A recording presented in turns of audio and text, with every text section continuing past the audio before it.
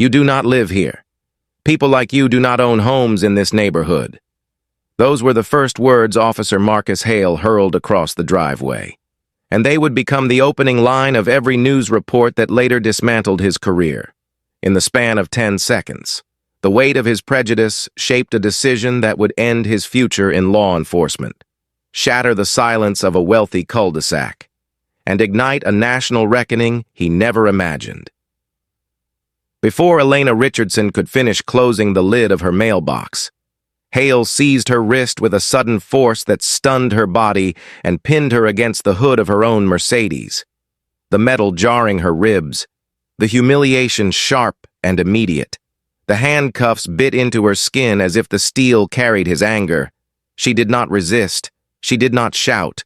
She simply breathed through the pain with a composure that made his rage look small and unsteady.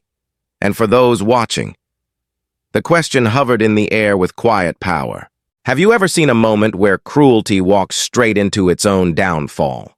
Before going further into this story, tell me where you are watching from today. Make sure you subscribe to the channel, and please give this video a like so more people can hear stories that reveal truth, accountability, and the power of a single recorded moment. Elena Richardson began her morning exactly as she had on hundreds of other quiet days in Oakwood Estates. She stepped out of her Mercedes in a charcoal suit and low heels, prepared for a routine briefing at the Hoover Building later that afternoon. She walked to the mailbox without rush or worry, unaware that across the street, a neighbor had made a call based on fear, assumption, and a story built on nothing more than skin color. Elena had lived here for 2 years. She had earned every piece of her home through decades of service, discipline, and sacrifice. But none of that mattered in the eyes of Officer Hale as he turned onto Maple Crest Lane. Already convinced he was confronting an intruder who did not belong, his mind shaped an entire narrative before he even stepped out of his cruiser. To him, the luxury car, the professional clothing, and the graceful confidence only confirmed what he believed. People like her, in his thinking, were the exception that proved his suspicion.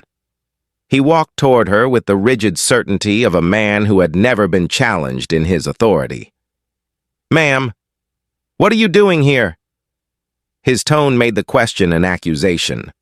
Elena answered in a calm voice, steady and respectful, because she had spent 25 years learning how to survive encounters with power that did not see her. "I live here," she said. "This is my home." Her answer meant nothing to him. He demanded identification, and as she reached into her purse with slow, measured movement, Evelyn Brooks, retired schoolteacher and lifelong believer in documentation, pressed record on her phone. She had lived across from Elena long enough to know the truth. She had also lived long enough to know how often the truth is ignored until someone films it. Hale took Elena's wallet and flipped through it with the carelessness of someone searching for evidence that confirmed his worldview. He skipped past the driver's license without truly reading it. He dismissed the platinum card with an absent glance.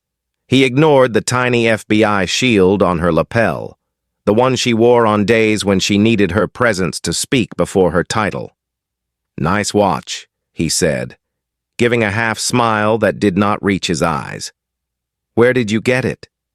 His tone made the question feel like a trap, a test, a challenge to her dignity. "It was a gift from my husband on our 20th anniversary." Her voice remained composed, but he twisted her answer into something suspicious. He stepped closer. His jaw tightened. "Turn around. Hands behind your back." Elena did not raise her voice.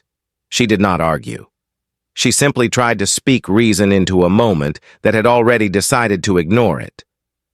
"Officer, I am cooperating, but I am telling you, this is my home." He cut her off with a sharper order. "I said turn around." He grabbed her wrist with unnecessary force, spinning her toward the warm hood of her car. Her shoulder struck the metal. For a moment, her breath left her from the impact. The humiliation stung more than the pain. Evelyn whispered into her phone, "Y'all need to see this." She lives here. I see her every single morning, within seconds. People across the country were joining the live stream, their shock rising with each frame. Elena steadied her breathing as the cuffs tightened. She had been in dangerous rooms with people who meant harm. Yet this moment carried a different weight. This was her home. This was her driveway. This was the place where she drank coffee with her husband and welcomed her daughters home from college. And now, under the morning sun, she stood accused of trespassing on her own life. Officer Hale never paused to consider his behavior.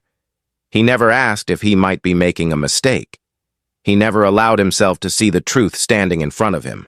He simply followed the path shaped by years of unchecked bias.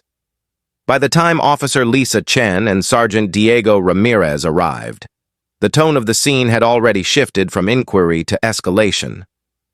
Elena, still calm, nodded toward her keys lying on Hale's front seat when asked for proof of residency. "Those open my front door," she said. "My mailbox, my car." Chen hesitated. Ramirez sensed something wrong, but Hale cut through their hesitation with a raised voice. "Keys can be copied." And in that moment, the divide became clear. Elena stood in the right. Hale stood in the wrong. And the world watching through Evelyn's phone felt the tension building toward something larger, something inevitable, something that would soon return to him with a force he could not outrun. As neighbors gathered in silence, the live stream climbed past 4,000 viewers. People typed messages urging someone to call the news. Others recognized Elena's face and began tagging the FBI. Elena's phone vibrated inside her purse with repeated calls. She recognized the number.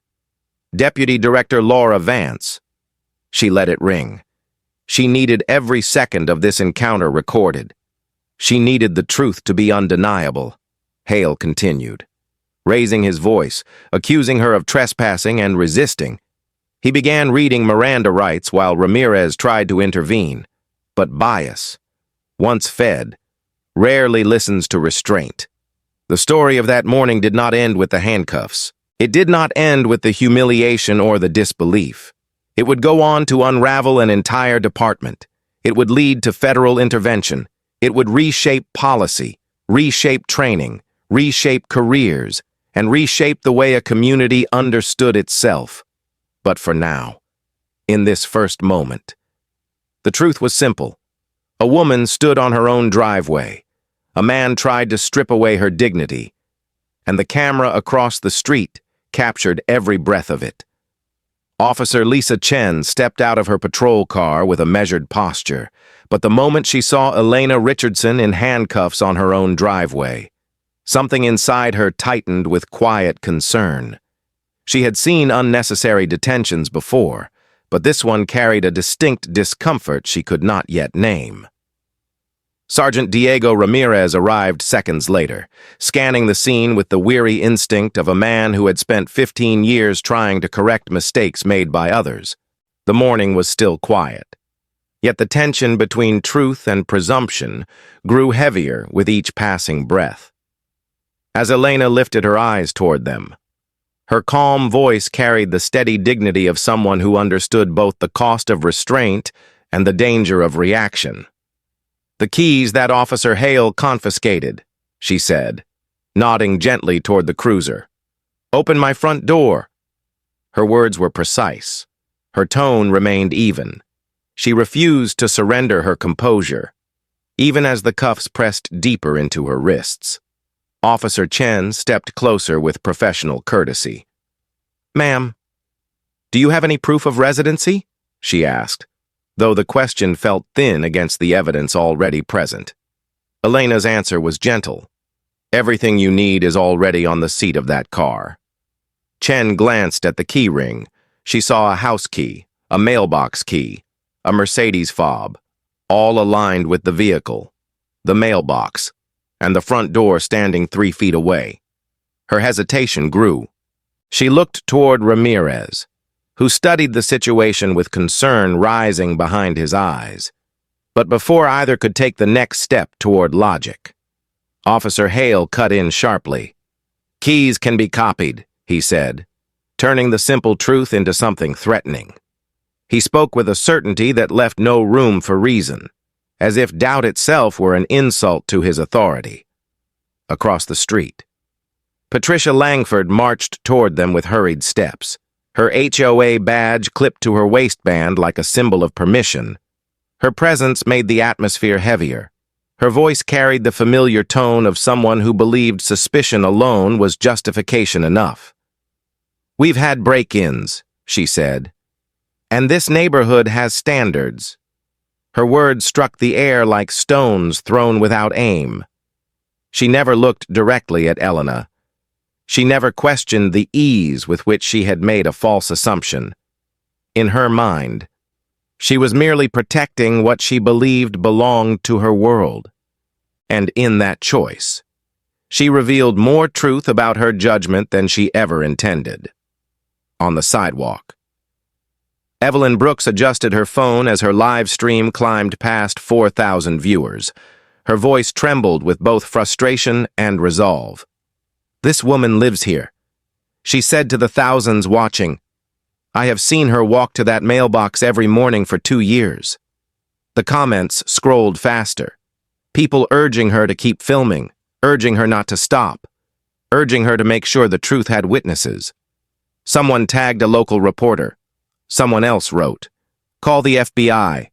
And someone typed a quiet question that captured the national mood forming in real time. How many times has this happened when no one was recording? Officer Hale's voice rose again, louder and sharper. "You're coming downtown for trespassing and failure to comply." The words carried a finality he believed he had earned. But Ramirez stepped closer, lowering his voice. "Marcus," he said, "maybe we should verify the address before we escalate this further." His suggestion held a quiet plea for reason, but Hale dismissed it with a short, aggressive shake of his head. "No, I'm done playing games with this." His tone made the moment feel irreversible, as if truth itself had been reduced to an inconvenience he no longer felt obligated to acknowledge. Elena closed her eyes briefly, allowing a breath to settle her pulse. She had been in interrogation rooms with men who wanted to intimidate her. She had sat across from foreign dignitaries who tried to challenge her authority. She had testified before committees where senators tried to twist her words. Yet none of those moments carried the same sting as standing handcuffed on her own driveway, accused of trespassing on the life she had worked decades to build. Her silence now was not surrender. It was intention. Every second of this encounter was becoming evidence. Her phone, still in her purse, vibrated again. It was Deputy Director Laura Vance. A call from her second-in-command was never casual. Laura would not call twice unless something critical demanded response, and she had called 4 times. Elena felt the vibration through the fabric and understood the importance instantly. But she did not ask for her phone. She did not call out for assistance. She allowed the moment to continue because she needed the full truth to unfold in front of witnesses. She needed every unjust action preserved. The live stream crossed 6,000 viewers. A local parent walking a dog paused at the curb, their expression shifting from confusion to concern. A teenager riding a bicycle stopped, pulled out a phone, and began recording. Neighbors stepped onto porches. Whispers rose in the air like distant echoes. People began to recognize Elena. Some had seen her on local news. Others remembered the ribbon-cutting ceremony when she moved into the neighborhood with her husband. Yet none had stepped forward before. Now, with the image of a respected woman in handcuffs forcing them to confront their own silence, the crowd grew thicker. Officer Chen took a small step back, watching Hale closely. Something in his posture alarmed her. His breathing had shortened, his jaw was locked, his eyes carried a tension she had seen before in officers who had stopped thinking. She looked toward Ramirez again, and he gave her a slow, deliberate nod. He was concerned, very concerned, The moment now held the fragile weight of possible escalation, but before any new command could be issued, before Chen or Ramirez could intervene, Hale began reading Miranda rights, his voice raised enough for the neighbors to hear every word. The decision to place Elena under formal arrest became the point where the situation shifted from questionable to undeniable. As the words continued, Elena kept her posture steady. Her voice remained calm. She answered every question without resistance. Her sense of control came not from power, but from discipline. She had led teams in crisis zones. She had stood in the aftermath of threats and investigations that endangered her life and the lives of those she loved.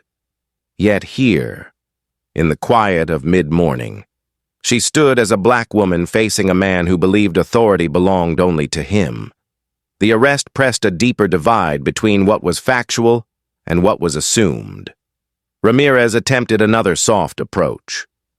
"Marcus, we should slow this down." But Hale cut him off again. His pride, sharpened by years of uncorrected bias, drove the moment forward and unknown to him. That pride was being recorded from 5 angles and broadcast to thousands. The live stream crossed 7,000.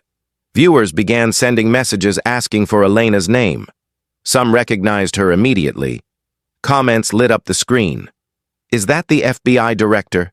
This cannot be happening. Someone call the bureau." And then the moment tightened into silence. The kind of silence that comes before everything shifts. The vibration in Elena's purse had stopped. The call had gone to voicemail, but its impact was already on its way.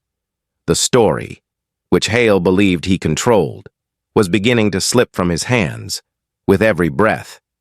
The weight of his decision prepared to return to him with consequences he could not imagine. For now, though, he believed he had won. The cuffs stayed on, the charges stood, and the neighborhood watched the slow unraveling of a man who had mistaken authority for truth. The phone rang again from inside Elena Richardson's purse, its vibration muffled but persistent. And this time, Officer Marcus Hale snatched it with the confidence of a man convinced he was in full control of the moment.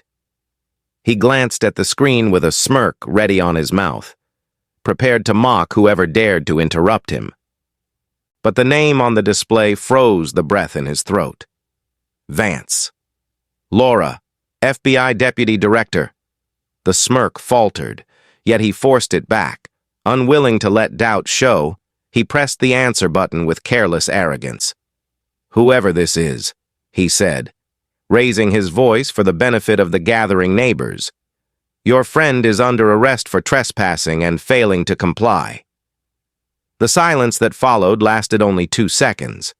But those 2 seconds would be replayed on every news network in the country, because the voice that answered carried the unmistakable authority of someone unaccustomed to being questioned. "This is Deputy Director Laura Vance, FBI." Her words cut through the air with a calm sharper than any shout. "You will remove the handcuffs from Director Elena Richardson immediately, for the first time since he arrived." Hale's expression cracked. "Director," he began, but the title caught in his mouth. Ramirez stepped closer and heard the voice through the speaker. His eyes widened in a way that told anyone watching that something irrevocable had just been revealed. And as Evelyn's live stream ticked past 10,000 viewers, the cul-de-sac held its breath. The moment that would destroy Hale's career had arrived. Before he could respond, 3 black SUVs turned onto Maple Crest Lane with controlled speed, their government plates catching the morning light. The sight made Patricia Langford stumble backward on the sidewalk. Officer Chen took a step away from Hale with quiet instinct. Ramirez straightened as if preparing for inspection, but Hale stayed rooted in place, one hand still gripping the phone as if he could force the moment to obey him. The SUVs rolled to a stop with practiced precision. Doors opened, and Deputy Director Laura Vance stepped out with the unmistakable calm of someone who understood both power and timing. She wore a Navy suit, her credentials already in hand. As 6 federal agents fanned out behind her in deliberate formation, the weight of their presence settled over the street like a shift in the weather. The watchers on porches fell silent. The teenager with the bicycle lowered his camera only to hold it up again. Realizing he was documenting something larger than any morning routine had ever offered, Vance's eyes swept the scene with a steady, unhurried assessment that captured every detail. Elena handcuffed beside her own Mercedes, Hale standing rigid with the phone in his hand, Chen visibly uneasy, Ramirez already realizing what had gone wrong, and a cluster of neighbors beginning to understand that they had witnessed something much larger than a simple misunderstanding. "Director Richardson," Vance said, speaking with formal clarity for the benefit of every camera now recording. "Status." Elena lifted her chin, her voice calm even as the cuffs continued to press her skin. "Currently detained on my own property for trespassing. Deputy Director." The sentence carried no anger, no raised volume, only truth, and truth delivered with grace can sting more sharply than any accusation. Vance turned to Hale with the controlled poise of someone who had testified before congressional committees and negotiated federal intervention across half a dozen states. "Unlock those cuffs," she said. There was no shout, no threat, only certainty. Hale hesitated, his pride wrestling with the reality unfolding around him. But when Ramirez stepped closer, giving a quiet but firm nod, the last fragile piece of Hale's defiance broke. His hands shook as he reached for the key. The cuffs clicked open with a sound that would echo across every news broadcast for weeks. Elena rotated her wrists slowly, the red marks visible even from the sidewalk, and straightened her jacket with quiet dignity. She never looked at Hale with anger. She looked at him with something far heavier: disappointment. The federal agents immediately shifted their formation, creating a protective perimeter around Elena, as if reclaiming authority that had never been his to take. Ramirez stepped back, remorse settling in his shoulders. Chen managed a soft apology with her eyes alone. Patricia Langford could no longer meet anyone's gaze. She backed away as if the weight of her assumptions were too heavy to carry. Evelyn's live stream crossed 15,000 viewers, comments flying faster than she could read. "This is unbelievable. She's the FBI director. How many times does this happen without cameras?" The raw shock in those messages reflected the same shock now spreading across the faces of neighbors who had assumed that fear justified suspicion. Within minutes, the lead agent signaled toward the end of the street. A mobile command post turned the corner. A large vehicle bearing both FBI and Department of Justice Civil Rights Division markings. Its arrival marked the moment when a simple driveway confrontation transformed into a federal incident. Agents with tablets and secure communication equipment stepped out. Analysts prepared to access body camera footage. Attorneys approached with binders containing protocols for emergency field review. The shift from local control to federal oversight was immediate and undeniable, and Hale watched it all with the hollow expression of a man suddenly standing in the ashes of his own choices. Vance guided Elena toward the command vehicle with the quiet respect reserved for peers. "Are you injured?" she asked in a low voice meant only for her. "No," Elena answered, "and that is why this moment must be used, not avoided." Her tone carried the resolve of someone who had walked through years of civil rights investigations, who understood patterns, who understood power, and who understood the danger of silence. Today became evidence. She said. Vance nodded. "Then we document everything. Inside the command vehicle. The transformation was immediate. Body camera footage began downloading. A legal team examined Hale's complaint history. 14 reports in 18 months, 89% tied to racial bias. Charts appeared on screens showing traffic stop data. Black drivers searched more than 3 times as often as white drivers. Yet contraband was found far less frequently. Statistical red flags glowed across the monitors like warnings ignored for too long. Ramirez was invited inside to give a preliminary statement. Chen followed. Hale remained outside, standing alone beside his cruiser while neighbors watched him with a mixture of confusion, disbelief, and a dawning understanding of what racial bias looks like when exposed in sunlight. Reporters began arriving, first local stations, then regional affiliates. By the end of the hour, national networks were mobilizing, microphones gathered, cameras pointed toward the cul-de-sac. The street that once symbolized quiet privilege now stood as the birthplace of an unfolding federal reckoning, and through every angle, every camera, every whispered conversation, one truth remained unshakable. A woman stood on her own driveway, calmly telling the truth. A man refused to hear it, and the nation was now watching the consequences, for all the noise, all the reactions, all the legal preparation. The moment that defined the day belonged to Elena alone.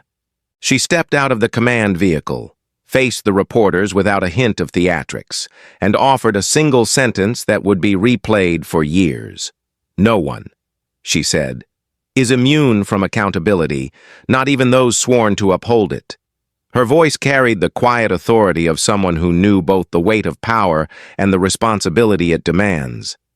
And as the cameras captured the image of her standing steady beside the federal agents who respected her not for her title, but for her integrity, one question rose from the thousands watching live. How does a single act of bias survive when truth refuses to bow to it?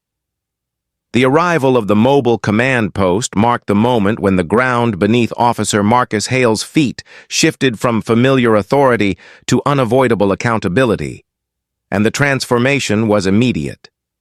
Federal agents stepped out with quiet efficiency, their movements deliberate, their expressions controlled. They did not raise their voices, they did not show anger.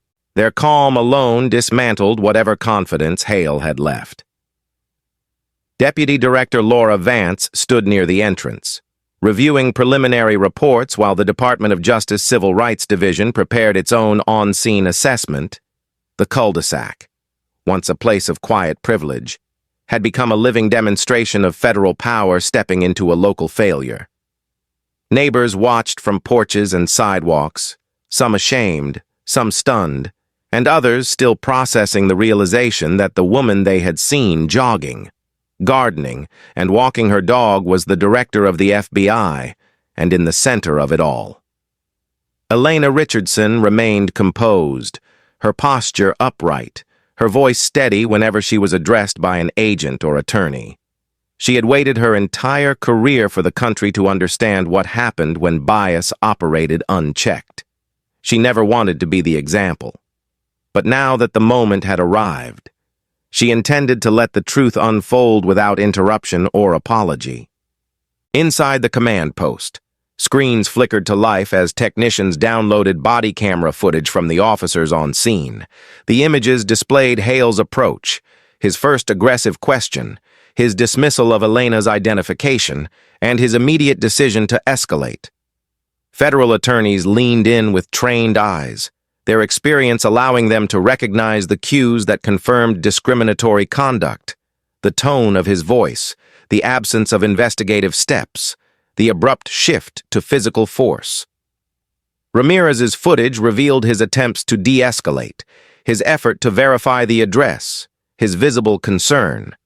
Chen's footage showed hesitation, uncertainty, and a quiet struggle between following orders and recognizing injustice. Hale's footage was the clearest of all, not because it justified him, but because it revealed the speed with which he reached for control when none was necessary. And every second of that footage now belonged to the Department of Justice. Agents began gathering call logs, dispatch notes, and the original 911 report. The call from Patricia Langford had been short, filled with phrases that revealed more about her perception than about reality. Suspicious person, not someone who lives here, trying to enter a house. Her voice trembled on the recording, but not from danger, from certainty in a bias she never thought would be questioned. Department of Justice attorneys noted her wording carefully. Community prejudice was not a federal crime, but it often served as the spark that revealed deeper structural failures. What mattered now was how officers had acted on that assumption, and Officer Hale had acted with absolute certainty that Elena Richardson did not belong. Chief Harlan Brooks arrived at the scene 20 minutes after the command post settled in place. His car pulled up slowly, almost cautiously, as though he understood the damage before he even stepped out.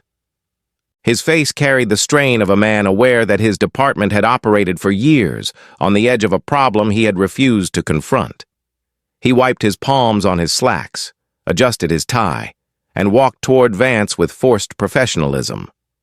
"Deputy Director," he said quietly. "I came as soon as I heard." Vance did not offer a handshake. She simply looked at him with the directness of someone who had collected enough evidence in the past hour to open a federal review. "Chief Brooks, we will be conducting immediate on-scene assessments." Her voice was neutral, but its clarity left no room for negotiation. "You will provide full access to all internal affairs documents, personnel files, and use of force records involving Officers Hale, Chen, and Sergeant Ramirez, and we will require every stop and search report from the last 18 months. Brooks swallowed, nodding with the stiff compliance of a man who understood the weight of what he was hearing. As documents were transferred into the mobile unit, the numbers painted a devastating picture. Officer Hale had 14 complaints in 18 months. 89% involved people of color.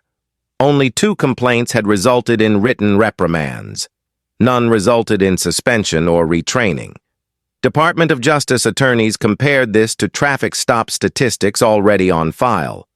Black drivers in Fairfax were searched 3.2 times more often than white drivers, yet had contraband hit rates 35% lower.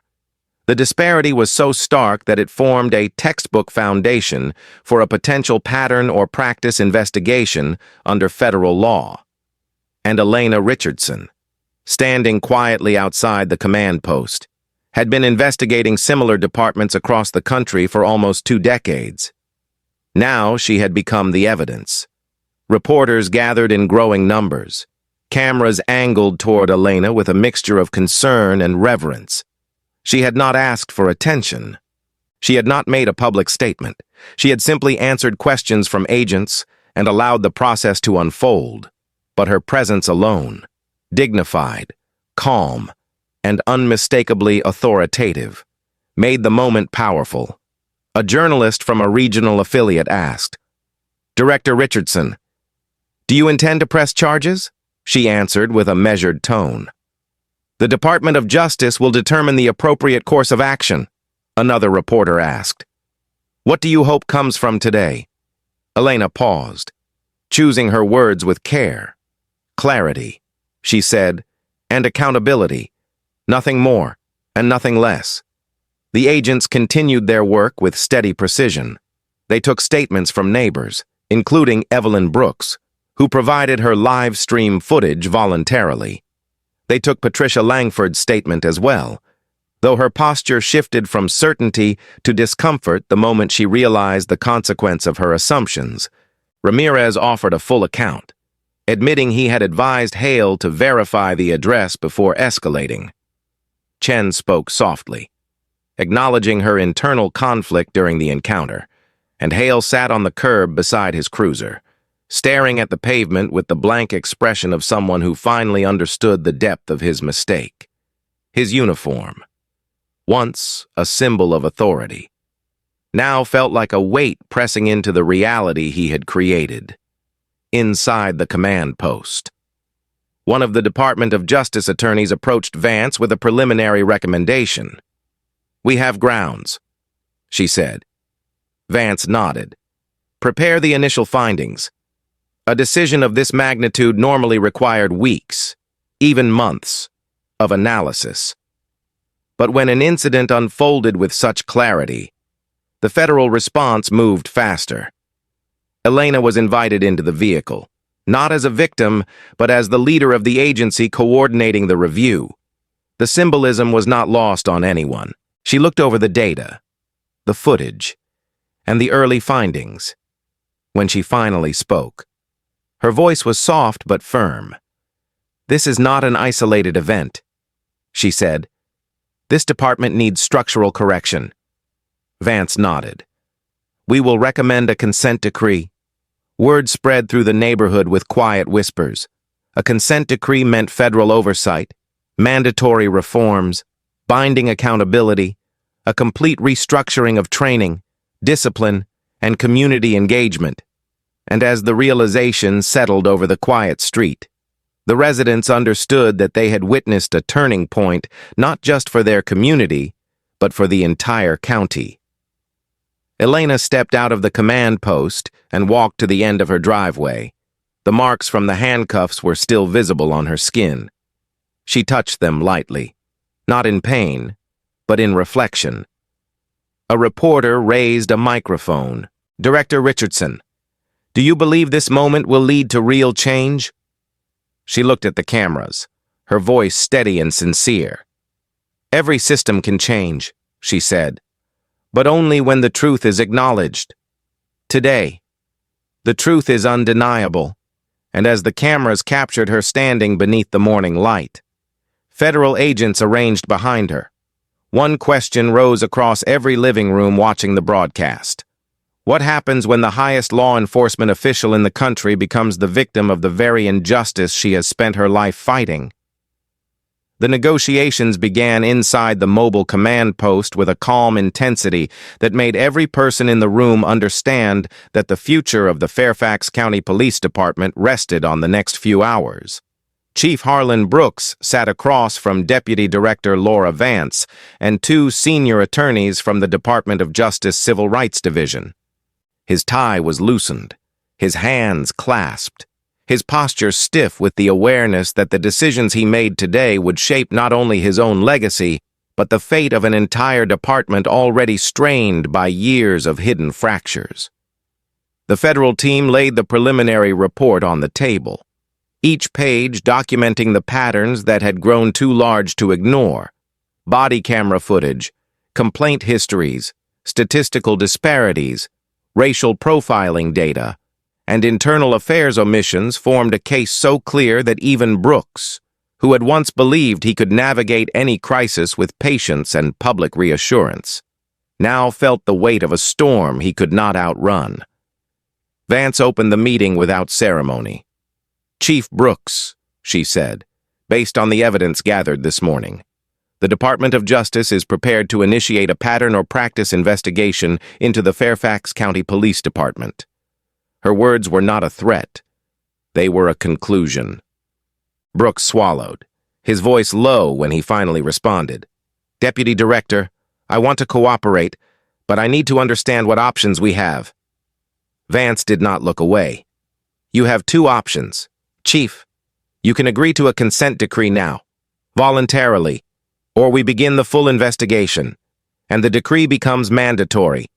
The voluntary path gives you influence. The mandatory path removes it." The room fell silent as the meaning settled in. A consent decree was not a light measure. It was a legally binding agreement enforced by a federal judge. It meant long-term intervention, mandatory reforms, independent oversight, and structural changes that reached into training, discipline, data auditing, and community relations. It meant years of reporting, years of scrutiny, years of acknowledging what had gone wrong. Brooks exhaled slowly, his voice tight. What would be required? The Department of Justice attorney opened the binder. The list was long. It began with training, 80 hours of bias and de-escalation training each year, replacing the 8-hour course offered once every 3 years. It mandated an overhaul of use-of-force policies, including mandatory intervention rules with disciplinary consequences for officers who failed to stop misconduct by colleagues. It required an independent civilian oversight board with binding authority, something the department had resisted for over a decade. It established federal review of all body camera footage involving minority contacts. It demanded a complete restructuring of internal affairs, including the reassignment of officers who had failed to properly investigate complaints. It required transparency reports delivered to the public every quarter, and it tied all federal funding to full compliance. The list did not show anger, it showed structure, and structure, when backed by the federal government, carried a weight that no chief could escape. Brooks's shoulders sagged. He ran one hand along the table as though grounding himself. "This will destroy morale," he said quietly. "This will—" He paused, realizing he no longer had the words to justify resistance. Vance spoke before he could gather his defense. "What happened today destroyed morale. Chief, this will rebuild it." Her tone was steady, almost gentle, but it left no room for argument. "You have officers here who want to do the right thing, but they cannot thrive in a system that refuses to discipline the ones who do the wrong thing." The truth stung. Brooks had known for years that he had officers like Hale, officers who generated more complaints than commendations, officers who pushed boundaries because they believed their uniform granted permission. He had defended the department out of habit, believing that problems could be handled internally. But now, confronted with evidence laid out by the highest law enforcement agency in the nation, he realized that the institution he had tried to protect no longer had the luxury of denying its flaws. One of the Department of Justice attorneys slid a document across the table. "This is the proposed framework for the Fairfax County Consent Decree," she said. "If you sign voluntarily, we begin collaborative implementation. If you decline, we initiate litigation." Brooks stared at the document, his mind running through the implications. He thought of the city council. He thought of the officers who would resent external oversight. He thought of the budget cuts that might follow. But he also thought of the moment he watched from the end of the driveway. Elena Richardson in handcuffs, calm despite the humiliation, standing on her own driveway as a grown man refused to hear truth because he could not see past the color of her skin. He thought of Ramirez's worried expression, Chen's hesitation, Evelyn Brooks filming because she had seen too many moments like this ignored. And he realized that the problem had not begun today. It had begun long before. Shaped by years of habits no leader had been willing to confront. He looked up at Vance. "If I sign this," he said carefully, "I want to ensure my officers understand that this is not punishment, it is correction." Vance nodded. "Then lead them through it. Do not hide from it." Silence returned, but this time it felt like the silence before a choice that must be made, not avoided. Brooks took the pen. His hand trembled slightly as he touched it to the page, with a single signature. He accepted federal oversight. He accepted reform. He accepted the end of the culture that had allowed this morning's incident to occur. When the pen lifted from the page, the weight of the decision settled over him like a long-delayed truth. He handed the document back to the attorney. "We will comply," he said, fully outside the command post. Vance stepped into the sunlight to address the press. Agents stood behind her, their presence understated but powerful. Residents gathered in small clusters, feeling the shift in the atmosphere. Cameras pointed toward her. Microphones rose. She began without theatrics. "The Fairfax County Police Department has entered into a voluntary consent decree with the Department of Justice. The hush that followed held the fragile shock of a community absorbing responsibility." She continued. "This decree mandates comprehensive reforms designed to ensure equal treatment, transparent policing, and restoration of public trust." Reporters scribbled notes. Neighbors listened closely. Hale, sitting on the curb, stared down at his hands as if seeing them for the first time. Elena watched from several feet away, her expression steady, her breathing controlled. She had not sought this outcome, yet she understood its necessity. When a reporter asked whether she believed the consent decree would change the culture of policing in Fairfax County, she answered with quiet conviction, "Culture changes when truth is not denied," she said. And today, truth was seen. The room of the nation seemed to listen. The rest of the morning unfolded with steady, unhurried purpose. Department of Justice attorneys explained implementation steps to Brooks and his command staff. Federal analysts began drafting the first public transparency report. Agents provided immediate guidance on reviewing body camera archives. And in a quiet corner of the command post, Ramirez and Chen offered voluntary written statements, acknowledging what they saw and what they wished they had done sooner. Neither was reprimanded in that moment. Their honesty mattered. Their willingness to confront the truth would shape their future roles. By early afternoon, the consent decree had already begun shifting the dynamic in Oakwood Estates. Residents who had watched the scene unfold now realized they had witnessed the birth of a historic reform effort. Some looked at Elena with renewed respect. Others reflected on their own assumptions. And Evelyn Brooks, who had filmed the entire encounter without knowing how far it would reach, now stood with her phone lowered, tears filling her eyes. "I just wanted someone to see," she whispered, and across the country, in homes watching the live broadcasts. One quiet realization spread. Reform does not begin in courtrooms. It begins in moments when injustice is undeniable.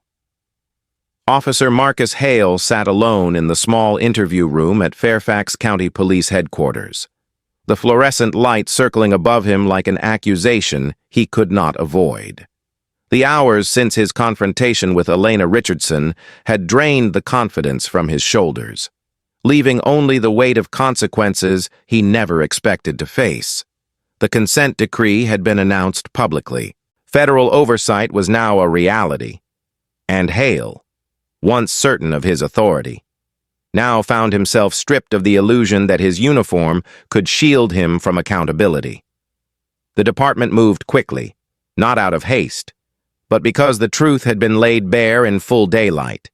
His suspension without pay was immediate. The notification delivered in calm, precise language by a deputy chief who looked at him not with anger but with disappointment.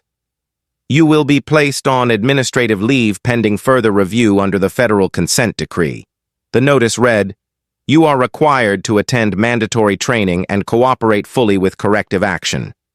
But beneath those words was the truth no paper needed to state. Hale would never regain the stature he believed he had. He would never be promoted. And he would never again move through Fairfax County in a patrol car as if the world belonged to him. His record, now marked with a formal finding of racial profiling, was permanent. Officer Lisa Chen received her consequences in a more tempered tone. She was issued a written reprimand citing failure to intervene. But the decision included recognition of her hesitation and her attempt to verify the address. She was ordered to complete 40 hours of remedial training and required to participate in community engagement programs under federal supervision. She listened with quiet humility, knowing she had allowed herself to be swayed by assumption rather than truth. Sergeant Diego Ramirez faced a different path. His report clearly documented his attempts to de-escalate. Supervisors noted his steady judgment, his calm voice, and his insistence on verifying Elena's identity before escalating the situation, instead of punishment. He was selected to attend an FBI-sponsored leadership course designed to train supervisors on intervention and bias response. The recognition brought no triumph to his expression. Instead, he carried it with the weight of someone who had been forced to confront the boundaries of his own courage. Chief Harlan Brooks announced his retirement 6 weeks after signing the consent decree. His official statement cited personal reasons and a desire to support departmental transition.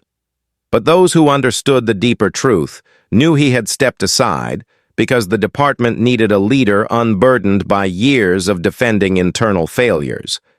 His retirement was quiet, without ceremony, without applause. He had spent nearly 3 decades in law enforcement, but the morning in Oakwood Estates had become the defining moment of his tenure. The federal government did not force him to resign. He chose it, not because he was guilty of direct misconduct, but because leadership sometimes carries the responsibility of stepping aside when the institution needs to rebuild. Patricia Langford, the neighbor whose call triggered the confrontation, resigned from the Homeowners Association after a series of fair housing complaints were filed. The complaints were not vindictive. They were factual. They detailed her pattern of reporting residents of color as suspicious, her use of language that implied ownership rather than concern, and her refusal to correct assumptions when confronted with truth. Her resignation came with a short statement saying she misinterpreted the situation, but the residents knew there was more beneath the surface. Bias does not always appear as hatred. Sometimes it appears as certainty without evidence. As for Elena, she declined to file a personal civil suit. She did not need financial compensation. She did not need headlines. She had something far more powerful: federal authority and public truth. What she did support, however, was the formation of a class action settlement brought by residents who had been subjected to discriminatory stops in Fairfax County. The settlement resulted in a $10 million community fund dedicated to policing reform, youth programs, and restorative justice initiatives. Elena attended the announcement quietly, choosing to stand behind the community leaders rather than in front of them. Her presence was acknowledgement, not ownership. She knew the fight for justice never belonged to one person alone. Under the new consent decree, the department entered a phase of immediate restructuring. External auditors reviewed every body camera interaction involving minority residents. Training schedules were overhauled, requiring officers to complete 80 hours of bias and de-escalation instruction annually. Internal affairs shifted from a closed-door disciplinary unit to a transparent, federally monitored office with binding authority. Officers who previously received minimal corrective action for repeated complaints now faced mandatory suspension or removal. And every shift briefing included one new requirement: a discussion of intervention, not as an option, but as a duty. The public reaction evolved as the weeks passed. At first there was outrage, shock at the footage, disbelief that the nation's top law enforcement official could be handcuffed on her own property. But as the story grew, the tone shifted. It became a conversation about systems rather than individuals. It became a moment that forced residents to confront the ways bias shapes interactions long before badges or laws enter the scene. Churches hosted forums, community centers held meetings, high schools invited speakers to talk about civil rights and law enforcement accountability. The story was no longer about the driveway incident alone. It had become a mirror across the country. Police departments took notice. Training divisions used the footage as a cautionary example. Sheriff's groups issued statements acknowledging the need for deeper bias training. Federal agencies held seminars on supervisory intervention, and at the FBI Academy, recruits watched the footage during orientation, followed by a discussion led by senior instructors. The lesson was simple: authority without restraint becomes danger, and truth without documentation becomes silence. But the most profound shift occurred in the quiet moments when local families reflected on their own assumptions. Mothers reminded their children to trust their instincts. Neighbors examined the biases they carried. And for the first time in years, Fairfax County saw a rise in community trust surveys. People felt heard. People felt protected. People felt the beginning of change. For Marcus Hale, the consequences extended beyond the suspension. He faced a criminal referral under Title 18, United States Code, Section 242, Deprivation of Rights under Color of Law. The referral did not lead to imprisonment, but it resulted in permanent probation, the loss of his promotion track, and a notation that ensured he would never again serve in a position of command. He accepted a reduced assignment upon returning to work months later, performing administrative tasks while supervised by an officer younger than him. He never again wore sergeant stripes, and his authority became limited to paperwork and desk duties. The man who once walked with pride now moved with caution. The lesson of that morning etched into every day he lived thereafter. And yet, in the midst of all the consequences, one truth emerged with clarity. Elena had not allowed the incident to break her. She had not responded with anger. She had responded with purpose. She understood that structural reform requires evidence, patience, and clarity. And because she remained calm under humiliation, because she allowed truth to breathe, the system had been forced to see what it preferred to ignore. In the end, the morning on that driveway did more than expose the behavior of one officer. It revealed the fractures in an entire system. It demanded accountability. It demanded truth. And it reminded an entire community that justice begins not with outrage, but with clarity, humility, and the unwavering insistence that dignity belongs to everyone. 6 months after the morning that shook Oakwood Estates, the neighborhood looked unchanged on the surface. Yet every resident carried the memory of that day as a quiet reminder of how quickly assumptions can fracture truth. The street was still lined with manicured lawns and tall maples. Children still rode bicycles in slow circles on Saturday mornings. But beneath that familiar calm sat a profound shift in the way the community understood law enforcement, race, and the weight of a single recorded moment. At the center of this transformation was a small but significant building 2 miles from the neighborhood. A newly opened FBI satellite office created specifically to monitor compliance with the Fairfax County Consent Decree. Its sign was simple, its design was modest, but its presence signaled a new era of oversight. Team after team of analysts, auditors, and community liaisons worked inside, reviewing footage, interviewing residents, measuring progress, and ensuring that reform did not fade with public attention. The early data told a story few expected to see. Racial profiling traffic stops had dropped 62% in the first quarter. Complaints of biased behavior decreased 41%. Community trust surveys rose 54%, marking the highest confidence levels in the county in nearly a decade. Inside this evolving landscape, Elena Richardson returned to her duties with renewed purpose. Though she carried the emotional echo of that morning like a shadow she refused to ignore.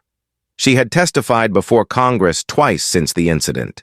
Her second appearance before the Senate Judiciary Committee drew national attention as she spoke calmly about systemic bias, oversight, and the reforms emerging from the consent decree. She did not mention Hale by name. She did not describe the pain of the metal cuffs or the shock of being treated like a stranger on her own driveway. Instead, she spoke about the need for data transparency, mandatory retraining, community partnerships, and the moral obligation of law enforcement to reflect the dignity of the people they serve. Her testimony was clipped into short videos, shared widely on social platforms, and played in training academies across the country. Even agencies not under investigation began adopting elements of the Fairfax reforms, understanding that public trust was becoming the central currency of modern policing. Elena's work did not stop at policy. She quietly joined a restorative justice circle hosted monthly in Southeast Washington, D.C., where officers, youth leaders, and residents met to speak honestly about their experiences. She never introduced herself by title. She simply listened, contributing only when necessary, offering the calm insight of someone who understood both the weight of trauma and the reality of institutional responsibility. Her presence carried no judgment, only empathy, and for the officers attending, some reluctantly, some curious, some determined to learn. Her participation sent a message that change requires conversation, not condemnation. Officer Marcus Hale, under court-ordered probation and departmental supervision, became one of those officers required to attend. At first, he arrived stiff, uncomfortable, and defensive, his jaw tight as he tried to sit through the sessions without engaging. But after weeks of listening to community members describe their fear, their memories, and their longing for fairness, something in him began to shift. It was not dramatic, it was not cinematic, it was steady, gradual, and rooted in the realization that authority without humility had cost him the respect he once believed he deserved. Required to complete 100 hours of community service. He was assigned to coach a youth basketball team at a recreation center in Anacostia. He accepted the assignment with reluctance, unsure how to interact with the children who looked at him first with suspicion, then caution, then curiosity. But the routine softened something in him, teaching discipline, patience, and teamwork to 11-year-olds made him understand a truth he had resisted for years. Leadership is earned, not demanded. And every time he stepped onto that court, he carried the memory of the driveway, the cuffs, and the moment his pride crumbled beneath the weight of undeniable truth. Officer Lisa Chen adjusted to her own path forward. The reprimand she received became a turning point in her career, pushing her to reevaluate her instincts, her training, and her willingness to challenge flawed assumptions. She volunteered for additional intervention training, later becoming one of the department's advocates for early detection of biased behavior. She spoke at roll calls about hesitation, fear of conflict, and the responsibility to act even when doing so creates discomfort. The younger officers listened, some out of respect, some out of necessity, and some because they saw in her a model of what reform could look like when rooted not in punishment, but in growth. Sergeant Diego Ramirez emerged as one of the department's most trusted voices during the transition. The FBI leadership courses he completed shifted his perspective on supervision. He began training his team with clearer expectations: verify before accusing, intervene before escalating, and never let silence become complicity. Under his leadership, his squad's complaint rate dropped to nearly zero. Officers who once followed habit now began following principle, and the department, slowly but steadily, began changing from the inside. Chief Harlan Brooks watched these early reforms unfold from retirement. He kept his distance, unwilling to interfere, yet uncertain how to let go of a department he had loved but failed to guide fully. Now and then he drove past the new FBI satellite office. He never stopped his car. He never approached the building. But he looked at it with a mixture of regret and acceptance, understanding that his departure had opened the space needed for genuine reform. The most enduring impact, however, came from one source no one expected: the quiet presence of Evelyn Brooks, the retired teacher whose decision to record that morning changed the course of an entire county.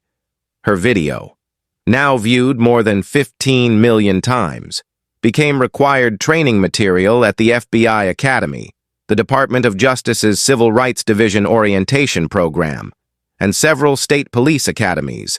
Young recruits watched it during their first week, learning not only what went wrong, but how bias can appear in ordinary moments, unnoticed until it becomes undeniable. Evelyn never sought recognition.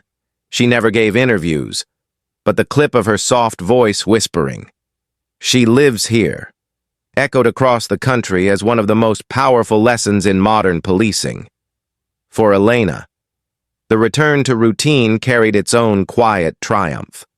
On mornings when the air was cool and the street was still, she walked to her mailbox just as she had the day of the incident. Some neighbors waved, some apologized, others simply watched with new awareness.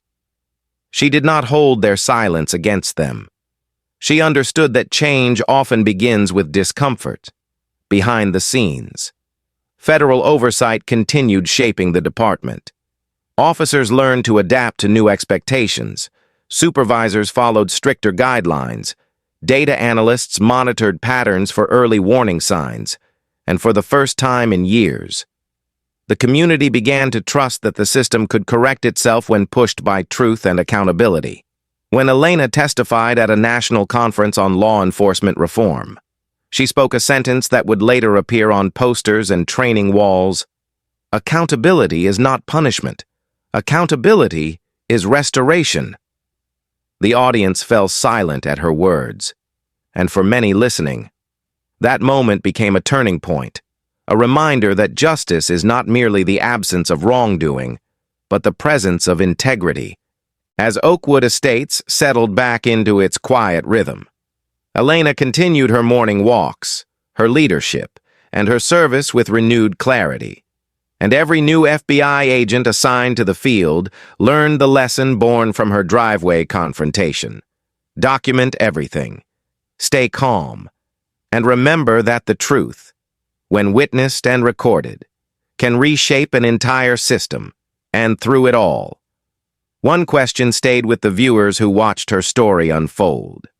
If accountability can grow from a single brave recording, what else can change when communities refuse to look away? Thank you for watching this story. If it moved you, please subscribe, give the video a like, and share it with someone who needs to hear it. Your support helps these moments of truth reach more people.